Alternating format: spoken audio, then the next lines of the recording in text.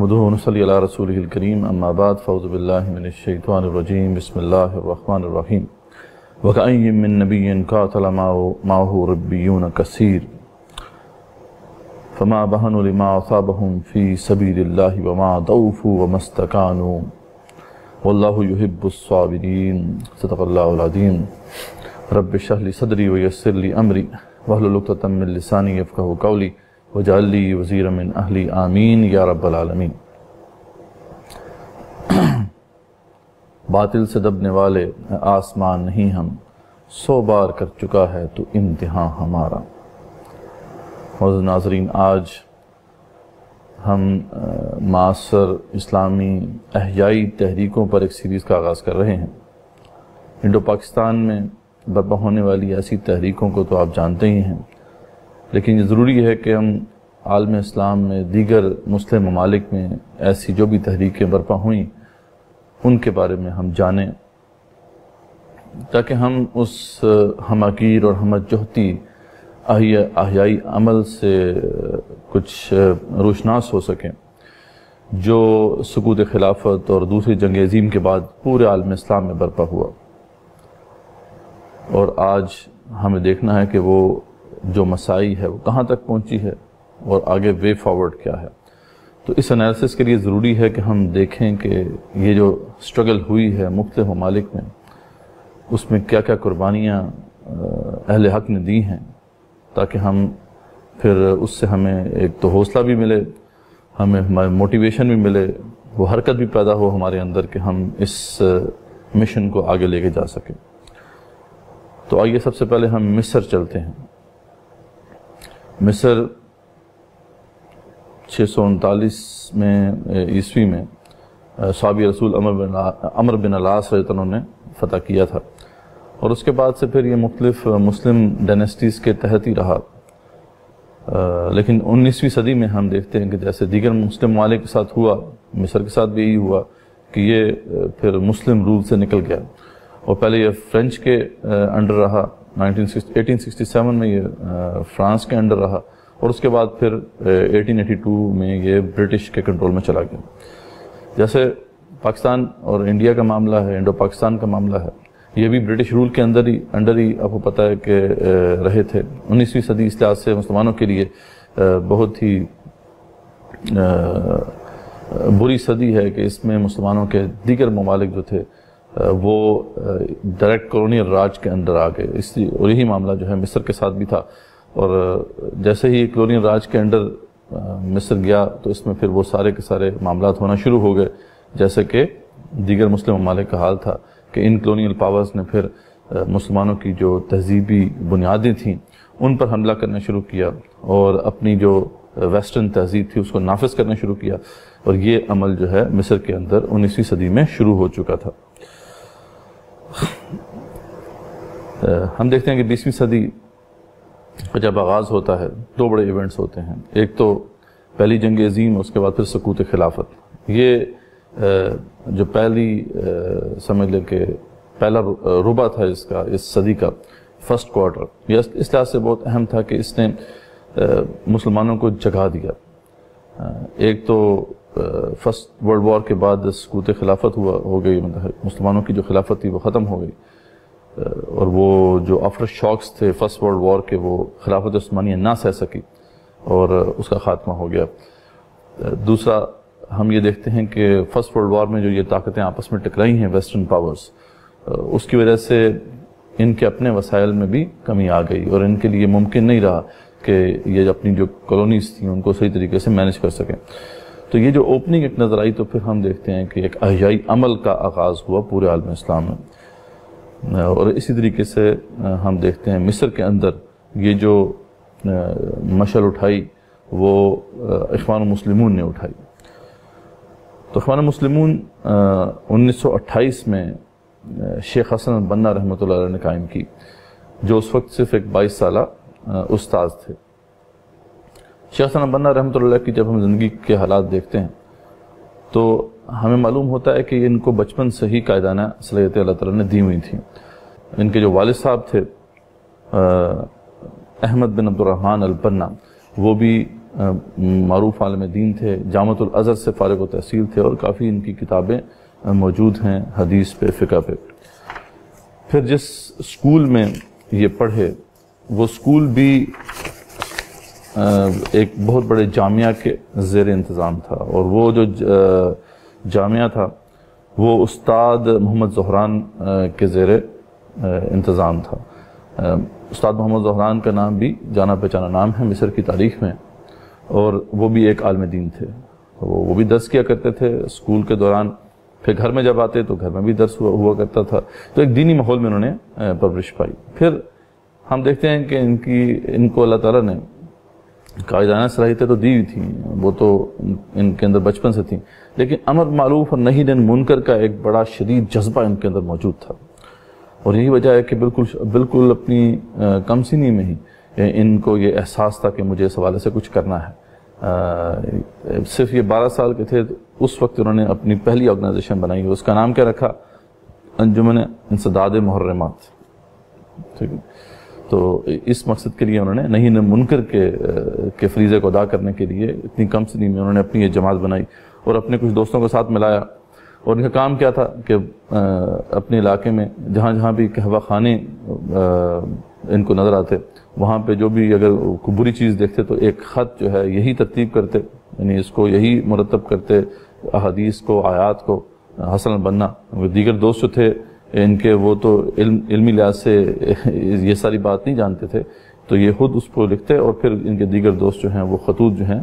جہاں جہاں ان کو کوئی ایسی بری چیز نظر آتی وہاں جا کے یہ وہ خطوط ڈالتے۔ تو اس طریقے سے انہوں نے اپنی پہلی جماعت جو ہے وہ بنائی اور کام کرنا شروع کیا۔ بعد میں جب معلوم ہوا لوگوں کو، پہلے لوگ یہی سمجھتے رہے کہ کوئی بڑے علماء کی یہ تحریک ہے کہ جہاں جہاں پہ بھی ان کو یہ ایسی بات نظر آتی ہے تو ان کو خط مل جاتا ہے، خط موصول ہونا شروع ہو جاتے ہیں، اور ایک نہیں بلکہ ملٹیپل خط موصول ہونا شروع ہو جاتے تھے۔ تو بعد میں جب سب کے سامنے بات آئی تو معلوم ہوا کہ یہ تو چند بچے ہیں جو یہ کام کر رہے ہیں۔ خیر، حسن البنا کے اوپر تو پھر کبھی پروگرام ہم پورا کریں گے، ان کی اپنی یعنی شخصیت ایسی ہے کہ اس کے اوپر خود ایک پروگرام ہونا چاہیے۔ ابھی ہم اخوان المسلمون کی تاریخ پہ نظر ڈال رہے ہیں۔ اخوان المسلمون کا جو پہلا دور ہے، جو جسے ہم کہہ سکتے ہیں ان کے بالکل بگننگ کا جو ایرا ہے، وہ 1928 سے 1933 تک کا زمانہ ہے۔ یہ وہ دور ہے جس میں حسن البنا کی اپنی پرسنل دعوت ہی تھی، مختلف نوجوانوں کو آپ دعوت دے رہے تھے، جو لوگ آپ کے پاس آ رہے تھے ان کی آپ تربیت کر رہے تھے۔ تو اس کو ہم تحریک کی سمجھنے کے تاریخ کا پہلا دور تو نہیں کہہ سکتے، لیکن یہ ہے کہ یہ وہ دور تھا جس میں اس بڑی تحریک کی بنیادیں ڈلی۔ صحیح معنوں میں ہم اخوان المسلمون کی اگر تاریخ کو دیکھنا چاہیں تو پہلا دور ان کا بنتا ہے 1933 سے 1939 کا دور۔ تو 1933 سے 1939 کا یہ دور جو تھا یہ اخوان المسلمون کے لیے بڑا اہم تھا۔ یہ وہ دور تھا جس میں صحیح معنوں میں اخوان کی جو تنظیم سازی ہوئی، اور انہوں نے بڑی وسعت حاصل کی اس دور کے اندر۔ مختلف علاقوں میں ان کی شاخیں کھلنا شروع ہو گئی، جہاں بھی یہ جاتے وہاں پہ ایک مسجد پہلے بناتے، پھر اسکول بناتے، اس کے ساتھ یوتھ کلب بناتے، اور اس طریقے سے دیگر آرگنائزیشنز بناتے جاتے، اور دیکھتے ہی دیکھتے ان کی شاخیں جو ہے وہ بڑھنا شروع ہو گئیں۔ صحیح معنوں میں یہ جاننے کے لیے کہ ان کے مقاصد کیا ہیں، یعنی اخوان المسلمون کے مقاصد کیا تھے اور ان کا منہج کیا ہے، تو اس حوالے سے 1938 میں ہی قاہرہ میں ایک اہم کانفرنس میں شیخ حسن البنا نے یہ سارا معاملہ کھول کے بیان کیا تھا۔ تو وہ میں آپ کے سامنے پڑھ کے سنا دیتا ہوں تاکہ آپ کے سامنے وہ جو حسن البنا رحمۃ اللہ کے ذہن میں اس کا آئیڈیا تھا، اس کا خاکہ تھا، وہ آپ کے سامنے کھل کے واضح ہو جائے کہ وہ کیا چاہتے تھے۔ قاہرہ میں ہی بعد میں جو ہے اس کا ہیڈ آفس شفٹ ہو گیا تھا پہلے، یعنی اس کی بنیاد تو اسماعیلیہ میں ڈلی، جو کہ نہر سوئس کے اوپر ایک چھوٹا سا قصبہ تھا، جہاں پہ حسن البنا رحمۃ اللہ پیدا بھی ہوئے، وہیں پہ رہے۔ لیکن بعد میں جب حسن البنا کی پوسٹنگ ہو گئی ایک جامعہ میں بطور استاد کے قاہرہ میں، تو پھر یہ ساری سرگرمیاں پھر قاہرہ میں شفٹ ہو گئیں، اور قاہرہ پھر مرکز بنا اس پوری تحریک کا۔ تو وہیں پہ پھر مختلف کانفرنسز ہوئیں، اس میں ایک کانفرنس میں انہوں نے یہ مقاصد اخوان المسلمون کے اور ان کا جو منہج ہے اس کو کھول کے بیان کیا۔ تو اس سے ہم انشاءاللہ آپ کے سامنے رکھتے ہیں۔ الاخوان المسلمون وہ فرماتے ہیں حسن البنا 1938 میں کہ الاخوان المسلمون ایک سلفی دعوت ہے، اس لیے کہ اخوان اسلام کی ابتدائی صورت کی طرف لوٹنے کی دعوت دیتے ہیں اور کتاب اللہ اور سنت رسول اللہ کے اصل سرچشموں کی طرف بلاتے ہیں۔ یہ ایک طریقہ سنت ہے، کیونکہ اخوان تمام معاملات میں سنت مطہرہ کی پابندی کی کوشش کرتے ہیں۔ یہ ایک تصوف ہے، اس لیے کہ اخوان کے خیال میں نیکی کی بنیاد طہارت نفس اور صفائی قلب جو ہے اس پر منحصر ہے۔ یہ ایک سیاسی جماعت ہے، اس لیے کہ اخوان حکومت سے ایک طرف داخلی اور خارجی امور میں اصلاح کا مطالبہ کرتے ہیں۔ یہ ایک عسکری تنظیم ہے، اس لیے کہ اخوان جسمانی تربیت کی طرف خاص توجہ دیتے ہیں۔ جو ان کے یوتھ کلبز تھے ان کے اندر باقاعدہ فزیکل ٹریننگ کا بندوبست بھی تھا۔ یہ ایک ثقافتی انجمن ہے، اس لیے کہ اخوان کے کلب فی الواقع تعلیم و تہذیب کی درسگاہیں ہیں اور عقل اور روح کو جلا دینے والے ادارے ہیں۔ یہ ایک اجتماعی نظریہ ہے، اس لیے کہ اخوان معاشرے کے تمام امراض کی طرف متوجہ ہیں، ان کے علاج کی فکر کرتے ہیں اور امت کو ان سے نجات دلانے میں سرگرم ہیں، اس لیے کہ اسلام قرآن میں ان سب موضوعات پر کلام کرتا ہے۔ عبادت، وطن، شہریت، دین، حکومت، روحانیت و عمل، قرآن، تلوار، وہ ان سب کو اسلام کا مغز اور غیر منقسم حصہ سمجھتا ہے اور ان کو بہترین طریقے سے انجام دینے کی نصیحت کرتا ہے۔ تو آپ کو اندازہ ہو گیا ہوگا کہ حسن البنا رحمۃ اللہ علیہ کے ذہن میں جو خاکہ تھا وہ ایک ہمہ گیر اور ہمہ جہد تحریک کا تھا، وہ ایسی تحریک جو مصری معاشرے کی رگ و پے میں سرایت کر جائے۔ تو یہ اس سے اندازہ لگائیں کہ ان کے ذہن میں کیا پروگرام تھا اور پھر انہوں نے اس کے اوپر کس طریقے سے پھر عمل پیرا ہوئے وہ۔ تو یہ تھا پہلا دور اخوان المسلمون کی تاریخ کا۔ دوسرا دور اخوان المسلمون کی تاریخ کا بنتا ہے 1939 سے 1945، 1939 سے 1945 تک کا دور۔ یہ دور بہت ہی امپورٹنٹ اس لحاظ سے ہے کہ اس کے اندر اخوان کی بہت وسعت بھی بہت زیادہ ہوئی، لیکن ان کے لیے مشکلات بھی بہت پیدا ہونا شروع ہو گئیں۔ اس وقت تک یعنی 1939 کے بعد ہم دیکھتے ہیں کہ ان کی بہت پھیل چکی تھی اور مصری معاشرے کے تقریباً تمام طبقات کی ریپرزنٹیشن آپ کو اخوان المسلمون میں نظر آتی ہے۔ طلباء، وکلاء، اساتذہ، انجینئرز، ڈاکٹرز، ادیب، شاعر، ہر قسم کے لوگ جو ہے ان کے ساتھ شامل ہو چکے تھے۔ اس کے ساتھ ساتھ انہوں نے کچھ اقتصادی سرگرمیوں میں بھی جو ہے وہ اپنا کام بڑھانا شروع کیا، فائنینشیل انسٹیٹیوشنز بھی بنائے، کارخانے بھی بنائے اور اس طرح کے ادارے بھی انہوں نے قائم کیے، اور اس کا یہ فائدہ ہوا ان کو کہ وہ جو نچلا طبقہ تھا، مزدور طبقہ، غریب طبقہ، اس تک بھی ان کی پہنچ بہت دور تک ہو گئی۔ ان کی بڑھتی ہوئی مقبولیت جو تھی وہ پھر ان کے لیے مشکلات کا سبب بھی بن گئی۔ پھر ہم دیکھتے ہیں کہ جیسے جیسے ان کی مقبولیت بڑھنا شروع ہوئی تو برطانوی جو راج تھا ان کو خطرہ محسوس ہونا شروع ہوا، اور انہوں نے اس وقت کے جو کٹ پتلی حاکم تھے مصر کے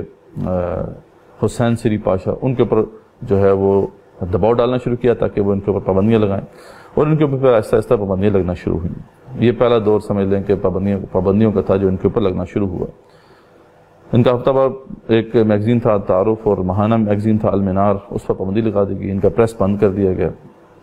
حسن البنا کو قاہرہ سے بے دخل کر دیا گیا،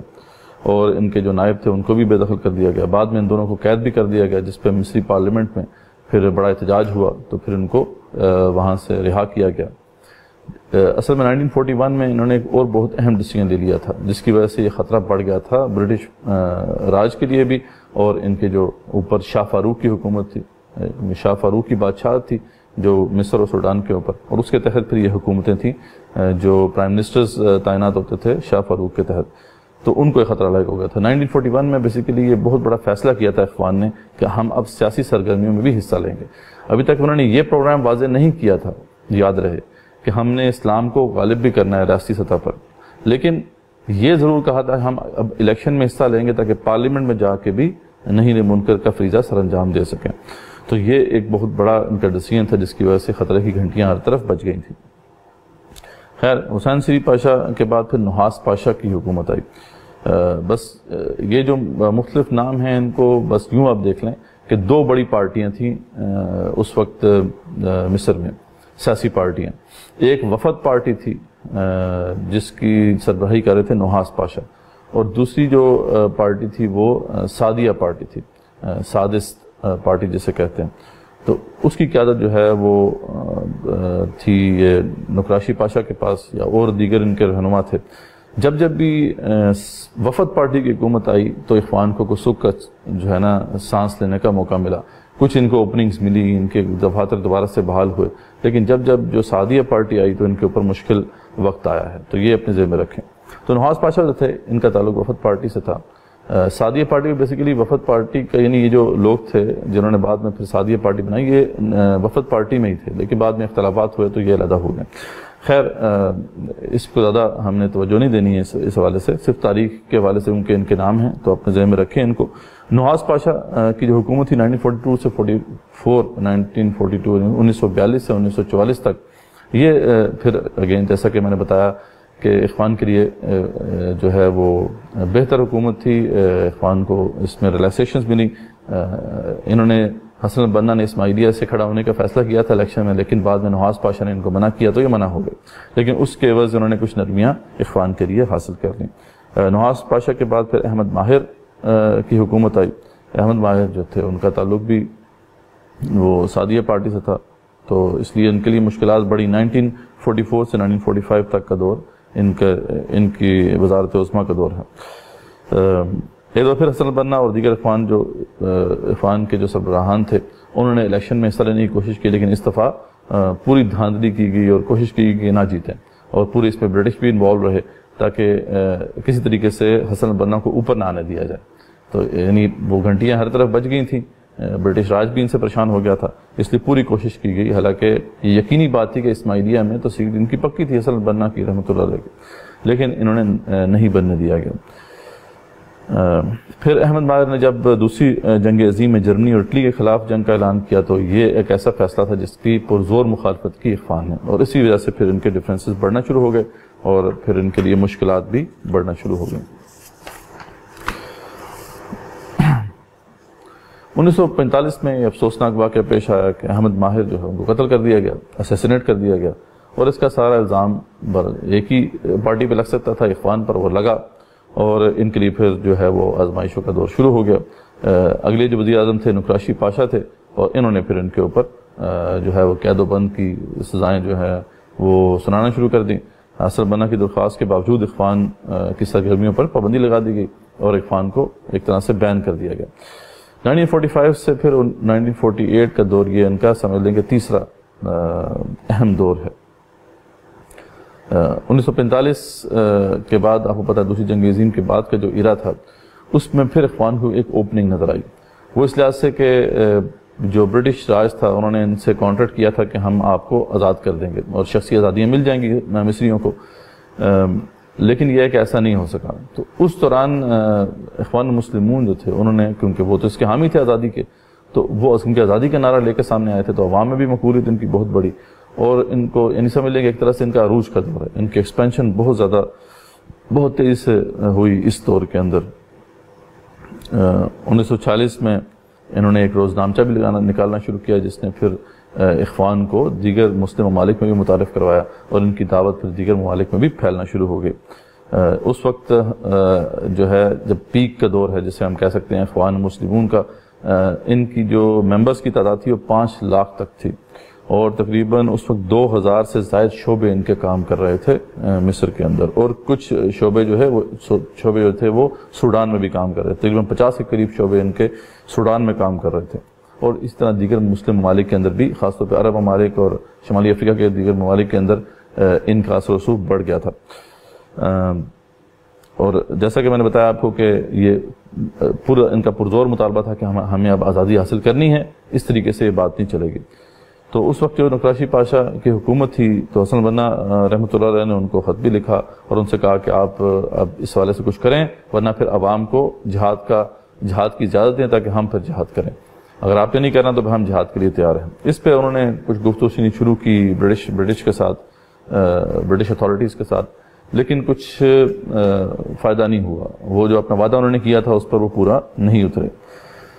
خیر نقراشی پاشا کے بعد پھر اسماعیل صدیقی پاشا کی حکومت ہے، یہ بھی ان کا تعلق بھی سعدیہ پارٹی سے تھا 1946 میں۔ ان کو بھی حسن البنا نے یہی مشورہ دیا کہ آزادی کے لیے جہاد کا اعلان کیا جائے، اب گفت و شنید سے کام نہیں چلے گا۔ اس ضمن میں بھی صدیقی پاشا نے کوئی خاص اقدامات نہیں کیے اور اخوان کے ساتھ ان کا جھگڑا شروع ہو گیا۔ ایک دفعہ پھر اخوان کے آفیسز کو بند کر دیا گیا، ان کے کارکنان کو قید کر دیا گیا۔ اس کے رد عمل میں ہم دیکھتے ہیں کہ پھر اخوان کے اندر بھی کچھ شدت پسندی آ گئی، کچھ ان کے دھڑے جو تھے ان میں شدت پسندی آئی اور کچھ ریٹیلیشن انہوں نے اس طریقے سے کی کہ کچھ مطلب لیں کہ آرمڈ ریزسٹنس بھی شروع ہوگی بیچ میں، اور قاہرہ اور اسکندریہ میں کچھ بم وغیرہ پھٹے تھے جس کا پھر الزام اخوان پہ لگا۔ اس میں کچھ حقیقت بھی ہو سکتی ہے کہ اس میں اخوان کے لوگ شامل ہوں۔ وہ فرسٹریشن کیونکہ بڑھ رہی تھی، ریزسٹنس جو ہے وہ تو موجود تھی ان کی حکومت کے ساتھ، لیکن پھر فرسٹریشن بھی بڑھ رہی تھی کہ آزادی کے لیے جو حکومت ہے وہ کچھ خاطر خواہ اقدامات نہیں کر رہی تھی، اس حوالے سے کچھ ان کے دھڑے جو تھے وہ شدت پسندی کی طرف بھی مائل ہوئے۔ خیر 1946 میں صدیقی پاشا نے وزارت چھوڑ دی اور ایک دفعہ پھر نقراشی پاشا کی حکومت آئی، اور یہ جو ان کی حکومت ہے 1946 سے 1948 یہ اخوان کے لیے بڑا ایک سمجھ لیں کہ صدمے کا دور ہے۔ اب ہم دیکھتے ہیں کہ 1946 سے 48 کا یہ زمانہ ہے، اس دوران بڑے بڑے سمجھ لیں کہ اہم ایونٹس ہو رہے تھے، اور سب سے بڑا ایونٹ جس نے پھر اخوان کی تاریخ کو تبدیل کر کے رکھ دیا وہ عرب اسرائیل جنگ تھی، اور اس کے نتیجے میں پھر آپ کو پتہ ہے جو اسرائیل کی ریاست قائم ہوئی۔ یہ وہ دور تھا جس میں پھر حسن البنا رحمۃ اللہ علیہ نے جہاد کا حکم دے دیا اخوانیوں کو، اور پھر اخوان کے کئی لوگ جو ہیں جانثار وہ گئے اور عرب لیگ کے تحت باقاعدہ اس جنگ میں حصہ لیا انہوں نے، اور اپنی شجاعت اور بہادری کا لوہا منوایا۔ اور یہ وہ دور تھا جس میں پھر جو ویسٹرن پاورز تھیں ان کو احساس ہوا کہ ان کا ٹاکرا کن لوگوں سے ہے، اور وہ خطرے کی گھنٹی جو پہلے بج چکی تھی اب ان کو یقین ہو گیا کہ یہ تو وہی دوبارہ سے وہ لوگ سامنے آ رہے ہیں جن کو ہم نے ختم کرنا تھا، یہ کہاں سے پیدا ہو گئے۔ تو اس لیے انہوں نے پوری کوشش اپنی شروع کر دی کہ اب آج کے بعد ہم نے اخوان کو کوئی روم نہیں دینا ہے۔ تو بہرحال یہ اس لحاظ سے ایک بہت اہم ڈیسیژن تھا حسن البنا رحمۃ اللہ کا۔ اس پہ ہم بعد میں بات کریں گے کہ یہ صحیح ڈیسیژن تھا یا غلط ڈیسیژن تھا، خود اخوان کے اپنے جو اسکالرز ہیں اس بارے سے کیا کہتے ہیں، لیکن بہرحال اس وقت تقاضا یہ تھا حسن البنا رحمۃ اللہ کے نزدیک ہمیں اب اس جہاد میں حصہ لینا چاہیے۔ اور اسی دوران دسمبر 1948 میں نقراشی پاشا جو ہے کاترانہ حملے میں مارے گئے۔ یہ ایک ایسا ایونٹ تھا جس کا سارا الزام جو ہے وہ ظاہر ہے ایک ہی پارٹی پہ لگ سکتا تھا، وہ اخوان المسلمون ہیں، اور ایسا ہی ہوا، اور پھر ان کے اوپر بڑا سخت کریک ڈاؤن ہوا۔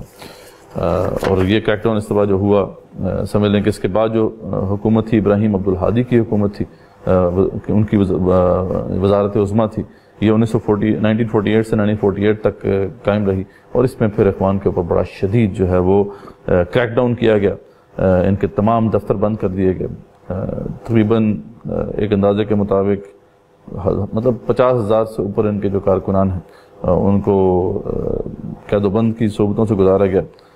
اور ان کا تو مشن یہ تھا ابراہیم عبدالہادی پاشا کا کہ کس طریقے سے ہر بندے ہر اخوان سے اس کا بدلہ اتارنا۔ اور ایک بڑی انفارچونیٹ بات یہ ہے کہ اس وقت کے جو روایتی طبقات تھے، روایتی علماء تھے، انہوں نے بھی ان کا ساتھ دیا حکومت کا اس کریک ڈاؤن میں۔ خیر یہ بہت مشکل دور تھا ان کے لیے۔ حسن البنا نے اس کے بارے سے پہلے ہی بتا دیا تھا، ان کی ایک تقریر ہے اس دوران جو انہوں نے کی تھی، جس سے معلوم ہوتا ہے کہ حسن البنا کو یہ نقشہ بالکل واضح نظر آ رہا تھا۔ حسن البنا نے یہ فرمایا، ایک تحریر تھی بلکہ جو انہوں نے اپنے اخوانیوں کے لیے لکھی تھی، میں تمہیں بتانا چاہتا ہوں کہ تمہاری دعوت کو اب تک بہت سے لوگ سمجھ نہیں پائے، جس دن وہ اس کو پہچان لیں گے اور اس کے اغراض و مقاصد کو پا لیں گے تمہیں ان کی طرف سے سخت عداوت اور خصومت کا سامنا کرنا پڑے گا، تمہیں زبردست دشواریاں اور رکاوٹیں پیش آئیں گی، اور یہی وہ وقت ہوگا جب تم اہل دعوت کے راستے پر گامزن ہو جاؤ گے۔ یعنی اہل دعوت اہل حق کا راستہ تو یہی ہے،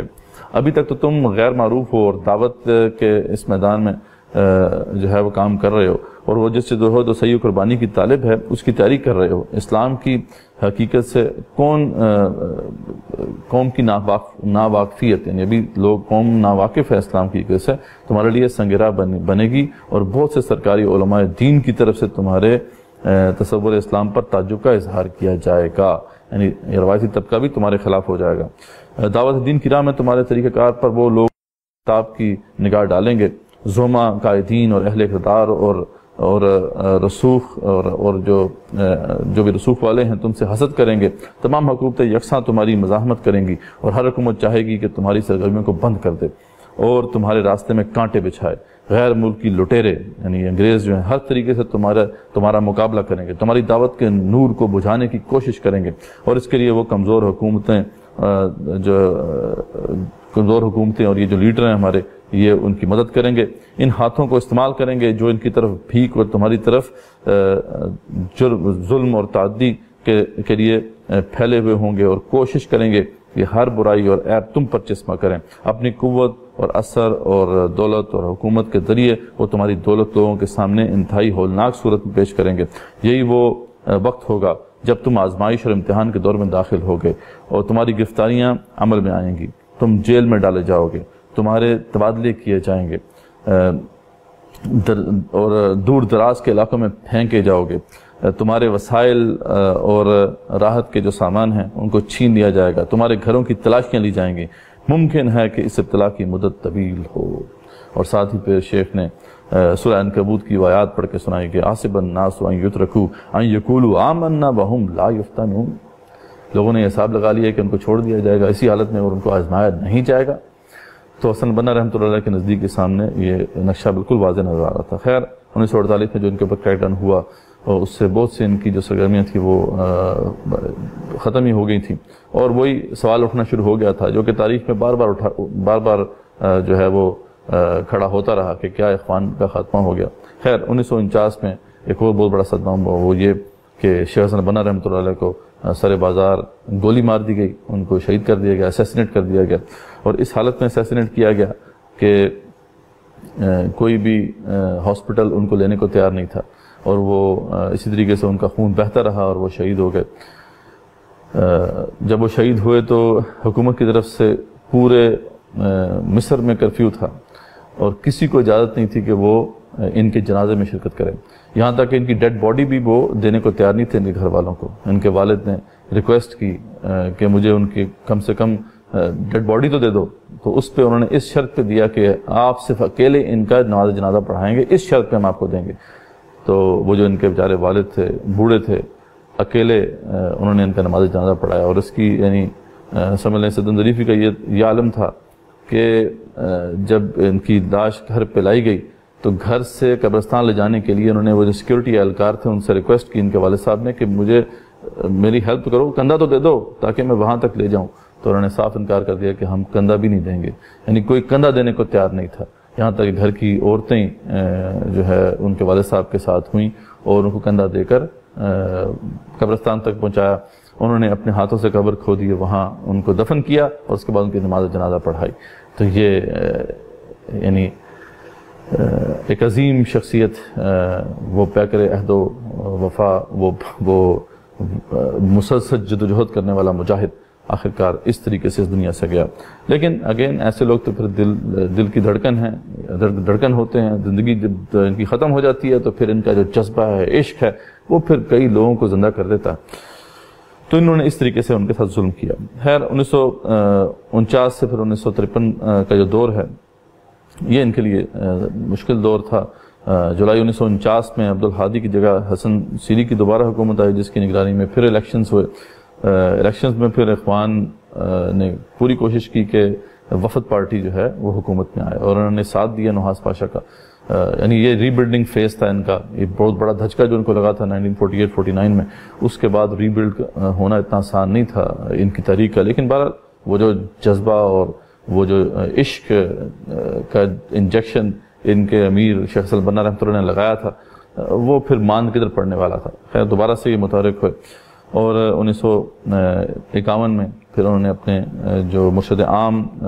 یعنی امیر حسن بن اسماعیل الخطیبی کو بنایا، اور ان کی زیر قیادت پھر یہ دوبارہ سے منظم ہونا شروع ہو گئے۔ 1950 میں بہرحال انہی کی کوششوں کی وجہ سے انہوں نے کیونکہ وفد پارٹی کا ساتھ دیا تھا تو وفد پارٹی حکومت میں آ گئی، اور اس کی وجہ سے پھر اخوان کو کوئی اوپننگ ملی، کچھ سکھ کا سانس لینے کا موقع ملا۔ 1951 میں مصری حکومت اور جو تاج برطانیہ کے درمیان اختلافات بھی بڑھنا شروع ہوئے، اور اس وقت ان کے وفد پارٹی کی حکومت تھی، ان کے ساتھ ان کے اچھے تعلقات تھے، تو پھر اخوان نے ان کی اجازت سے پھر ان کے خلاف جو ہے وہ سٹرگل بھی شروع کر دی، یعنی عام سٹرگل بھی کچھ علاقوں میں کی۔ 1952 میں وفد پارٹی کے جو احمد نجیب نے جب حکومت سنبھالی تو اس دور میں اخوان بہت محتاط رہے، ان کے ساتھ ان کی اچھی کولیبریشن رہی، انہوں نے الیکشن میں بھی حصہ نہیں لیا تاکہ خام خواہ میں ان کے ساتھ ایک جو ہے وہ لڑائی وہ مول نہ لی جائے۔ خیر 1952 کے بعد پھر ایک اور بہت بڑی تبدیلی آئی مصری تاریخ میں، جب یہ فری آفیسرز موومنٹ نے شاہ فاروق کی جو بادشاہ تھی اس کو ختم کر دیا، اور اس کی جو لیڈرشپ میں لوگ تھے اس میں جنرل نجیب اور پھر اس وقت کرنل جمال احمد ناصر پیش تھے، ان لوگوں نے بادشاہ جو تھی شاہ فاروق کی اسے ختم کر دیا، اور اس موومنٹ کو اخوان کی بھی سپورٹ حاصل تھی۔ یہ بہت اہم بات ہے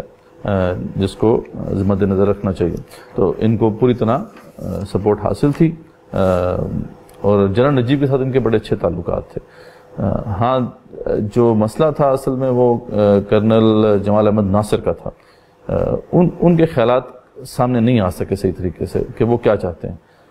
خیر اخوان کے جو تعلقات ہیں وہ فوج کے ساتھ وہ بہت پرانے تھے، جیسے میں نے آپ کو بتایا کہ انہوں نے کیونکہ عرب لیگ کے تحت لڑائی بھی کی تھی، جو عرب اسرائیل وار تھی اس میں بھی کیونکہ اخوان کے کئی کارکنان گئے تھے، تو اس دوران ان کی وہاں کی جو فوج تھی ان کے ساتھ اچھے تعلقات بنے تھے، اور غالباً اسی دور کے جو بانڈز تھے جس کی وجہ سے پھر انہوں نے یہ سپورٹ کیا اس ٹاپل کو، یہ جو کو ہوا تھا شاہ فاروق کی بادشاہت کے اوپر فری آفیسرز موومنٹ کے ذریعے، تو اس لیے ان کے تعلقات پہلے بھی تھے ان کے ساتھ۔ تو خیر وہ اس وقت تک تو بڑے اچھے ان کے تعلقات رہے، اسموتھ سیلنگ رہی جب انہوں نے ٹاپل کر دیا، اور ان لوگوں نے فری آفیسرز جو موومنٹ تھی انہوں نے پھر ایک انقلابی کمانڈ کونسل بنا لی تھی جس میں جنرل نجیب بھی تھے اور جمال احمد ناصر بھی تھے۔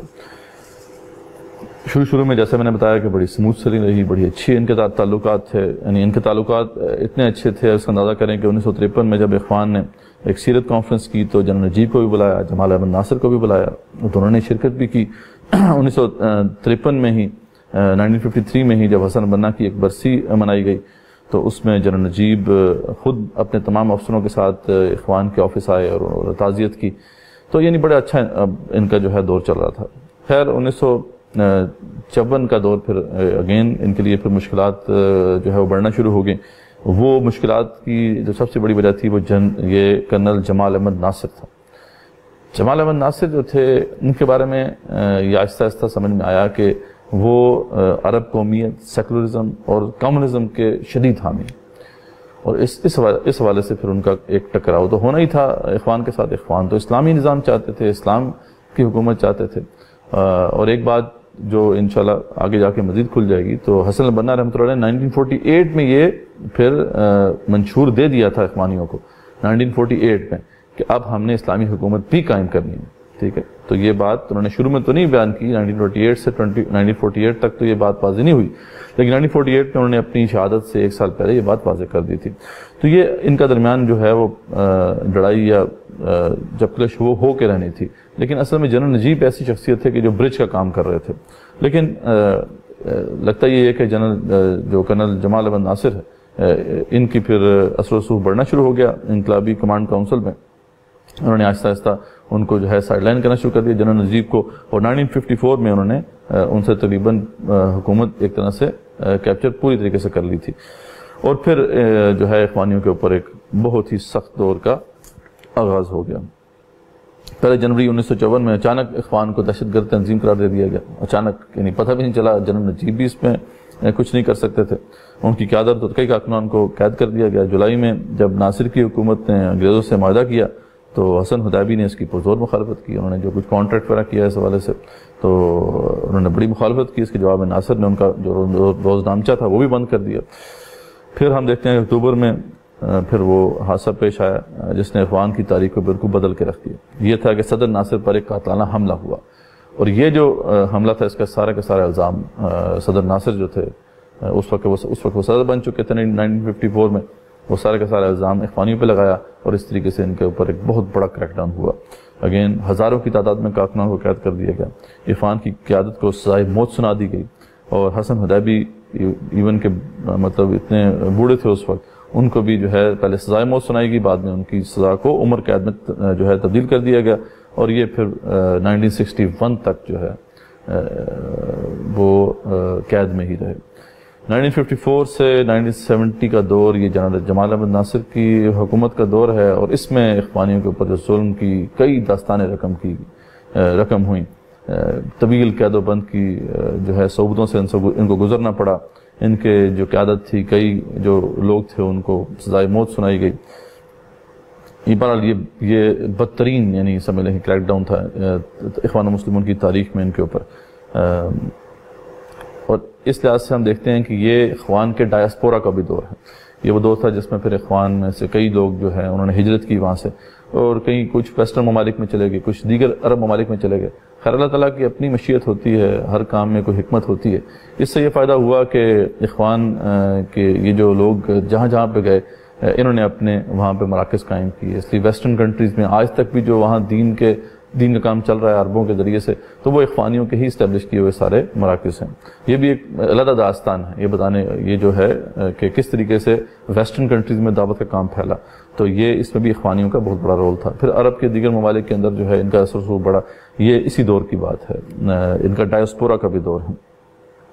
آخرکار 1964 میں جا کے کہیں جو ہے یہ جو ہنگامی حالت میں کچھ کمی آئی اور کئی قیدی کے جو ہے ان کو رہا کیا گیا. لیکن ایک سال بعد ہی پھر 1965 میں ناصر نے پھر الزام لگا دیا کہ اخوان جو ہے ان کو قتل کرنے کا پلان کر رہے ہیں اور پھر ان کے اوپر پابندی لگانی شروع کر دی. تو ایک سال بس کچھ اوپننگ تھی ان کے لیے.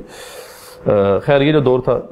جو 54 سے لے کے اور 64 تک کا یہ جو دور ہے، اس میں کئی ان کے اور بھی اہم نام جو ہے ضروری ہے کہ وہ آپ کے سامنے رہیں. ان میں ایک بہت بڑا نام سید قطب شہید رحمۃ اللہ علیہ کا ہے. سید قطب جو تھے اس وقت امریکہ میں تھے، وہ گئے ہوئے تھے وہاں پر پڑھنے کے لیے. جب ان کو معلوم ہوا کیسے بننا کو شہید کر دیا گیا. یہ ایونٹ تھا جس نے ان کو متاثر کیا اور وہ اخوان کے ساتھ شامل ہو گئے. سید قطب جو ہیں اس کے بعد اخوان کے لیے کام کرتے رہے یہاں تک کہ 1953 میں انہوں نے اپنی ملازمت کو بھی چھوڑ دیا اور کل وقتی انہوں نے اپنے آپ کو اخوان کے لیے جو ہے وہ پیش کر دیا. پہلے روزنامہ جو تھا ان کا، جس نے میں نے بتایا کہ پورے عرب میں تہلکہ مچایا ہوا تھا، المسلمین، اس کے یہ ایڈیٹر رہے. اس کے بعد شعبہ نشر و اشاعت کے یہ سیکرٹری بنے. ان کے بارے میں پتہ ہے آپ کو کہ یہ بڑے مشہور ادیب تھے، انشا پرداز تھے، شاعر تھے. ان کا بڑا ایک مقام تھا مصری معاشرے میں. افسانہ نویس تھے، ادیب تھے اور تنقید نگار تھے. اور ان کا جو قلم تھا وہ پھر جب چلا ہے باطل نظریات کے خلاف، تو پھر اس نے کافی اثرات ڈالے، یہاں تک کہ پھر ان کی شہرت ویسٹرن کنٹریز میں بھی ہوئی. خیر حکومت کی پرزور تنقید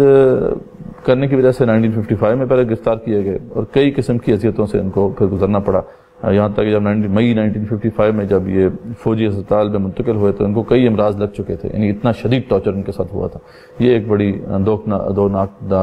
داستان ہے. ان کو ٹارچر کیا گیا، کتے ان پہ چھوڑے گئے، ان کو بھوکا پیسہ رکھا گیا، بڑا طرح طرح کے امراض ان کو لاحق ہو چکے تھے. اسی سال جولائی میں ان کے خلاف پھر بغاوت کا مقدمہ کھڑا کیا گیا اور 15 سال قید سنا دی گئی، جو پھر 1964 تک پھر یہ جاری رہی. اسی یعنی جب یہ پابند سلاسل تھے، اسی دوران انہوں نے پھر اپنی ساری تصانیف لکھی ہیں. ان کی پوری تفسیر فی ظلال القرآن جو ہے وہ اسی دوران انہوں نے لکھی. پھر ان کی یہاں تک کہ آخری کتاب جو ہے المعلم فی الطریق، جو کہ بہت ہی ایک انقلابی کتاب ہے اور ابھی بھی عرب ممالک میں اس کو رکھنے پر پابندی ہے، وہ اسی دوران انہوں نے لکھی تھی. آخرکار 1964 میں پھر جیسے میں نے بتایا آپ کو کہ کچھ حالات ان کے لیے اوپننگ پیدا ہوئی تھی اور خاص طور پہ اس وقت عراق کی جو صدر تھے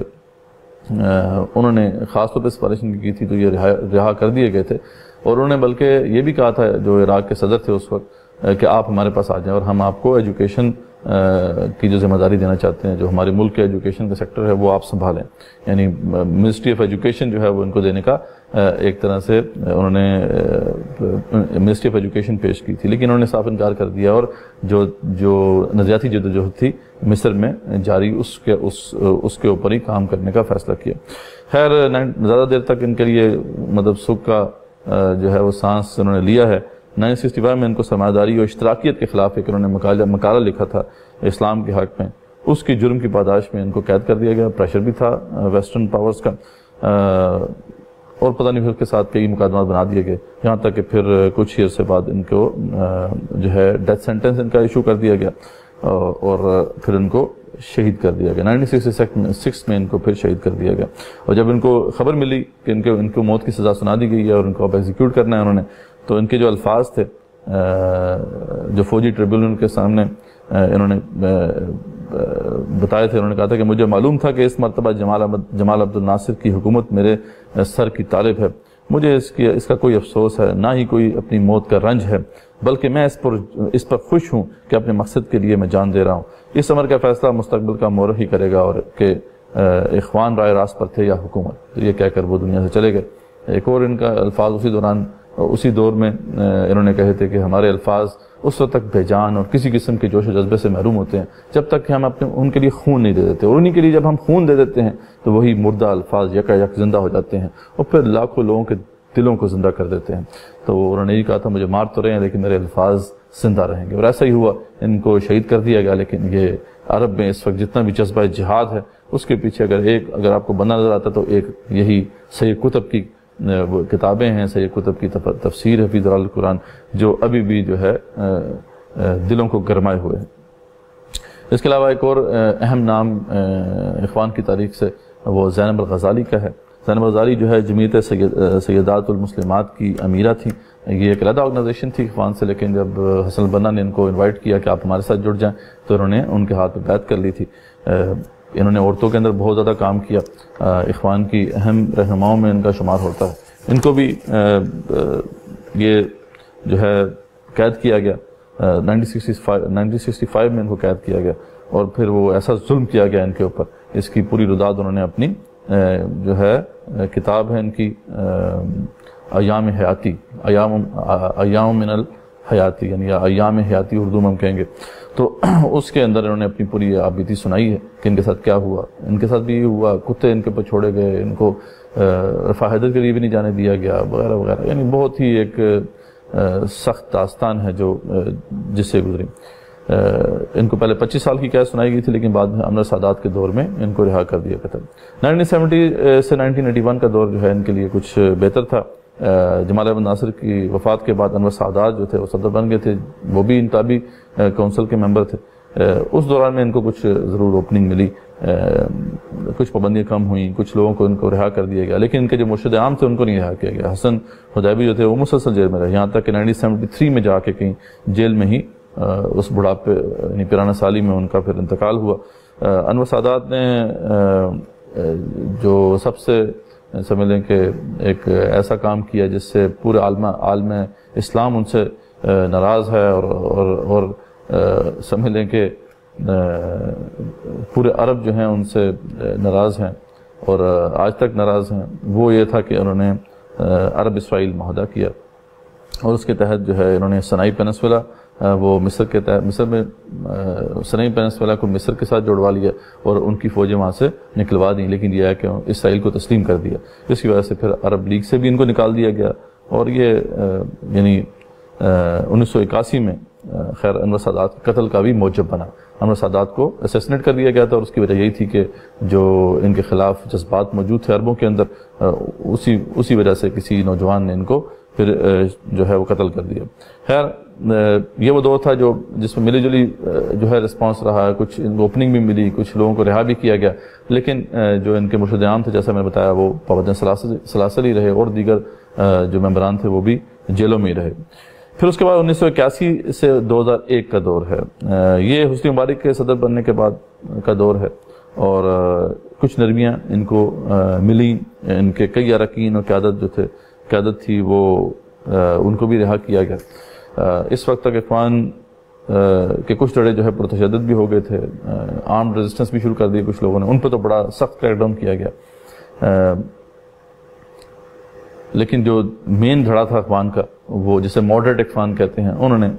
جو ہے ان کی پالیسی یہ رہی کہ اب حکومت کے ساتھ ہم نے کوئی ٹکراؤ مول نہیں لینا، یہاں تک کہ 1987 میں جب حسنی مبارک کی صدارت کی حمایت کی باری آئی تو انہوں نے پھر حمایت بھی کی۔ لیکن اس کے باوجود جیسا کہ یعنی پہلے ہوتا ہے کہ جیسے ہی اخوان تھوڑا موقع ملتا ہے اخوان پھر پھیلنا شروع کرتے ہیں، پھولنا شروع کرتے ہیں، وہ حکومت ان کے لیے ان کو اپنے لیے خطرہ محسوس کرنا شروع کر دیتی ہے. تو یہ ہوا کہ 1992 کے بعد ایسا ہی ہوا، ان کے بعد پھر کریک ڈاؤن شروع ہوا. اس کے باوجود اخوان مختلف شاخیں مطلب کام کر رہی تھیں اس دوران. اب تک ان کے اسکول بھی کام کرنا شروع ہو گئے تھے، تجارتی کمپنیاں بھی کام کر رہی تھی، رفاہ ادارے بھی کام کر رہے تھے، یعنی مصر کے طول عرض میں ان کا کام پھیل گیا تھا. لیکن ان کے اوپر پھر کریک ڈاؤن شروع ہو گیا. لیکن اب ظاہر بات ہے یہ تو ان کے لیے معمول کی بات تھی. جیسے آپ نے دیکھا یہ ساری جو داستان ہے اس میں آپ کو یا تو اسیسینیشن نظر آئیں گی، قتل و غارت نظر آئے گی، یا طویل قید و بند کی صوبتیں ہیں، یا پھر جلا وطنی ہے. تو یہی اس سلسلہ ہے، ان کی پوری تاریخ ہی ایسی ہے. خیر 2000 کے الیکشنز میں اخوان نے 17 سیٹیں حاصل کی. پھر جب 2005 کے الیکشنز ہوئے تو اگین ان کے اصل میں اخوان کی جو اصل پولیٹیکل فورس تو یہی تھی، باقی تو اوپر ڈکٹیٹرز تھے. تو 2005 میں انہوں نے پھر 88 سیٹیں حاصل کی، جو کہ 20% آف دا پارلیمنٹ تھی، جو کہ بہت بڑا ان کا یعنی نمبر تھا. اور اگین اس پہ حسنی مبارک نے بہت شدید کریک ڈاؤن کیا ان کے اوپر، اور ان کے سینکڑوں اراکین کو پھر جیل بھجوا دیا. 2006 سے 2008 تک کا زمانہ جو ہے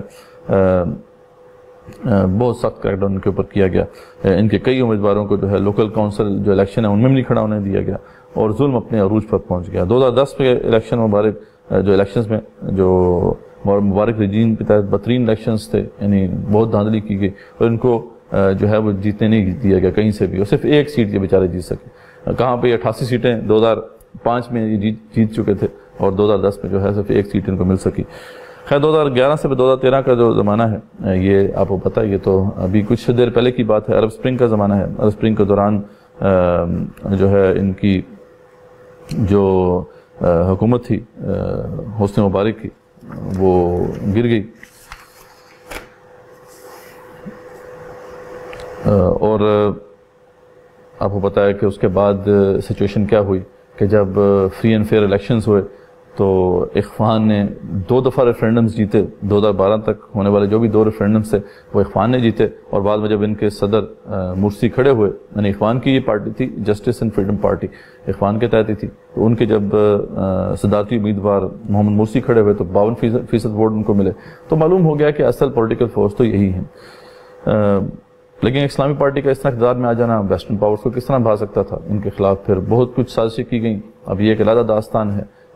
مصنوعی جو ہے بحران پیدا کیے گئے، پیٹرول بحران، بجلی بحران اور پانی بحران، یہ سارے ان کے دور حکومت میں پیدا کیے گئے. یہ بیسیکلی وہ حسنی مبارک کی وہ باقیات تھی جن کے ذریعے سے ویسٹرن پاورز اپنا کھیل رہے تھے. خیر اس میں کچھ ان کی بھی غلطیاں رہیں، جو بھی ہوا معاملہ، لیکن ان کی پھر حکومت چھین لی گئی. جولائی 2013 میں محمد مرسی کے خلاف ہونے والے احتجاج کی آڑ میں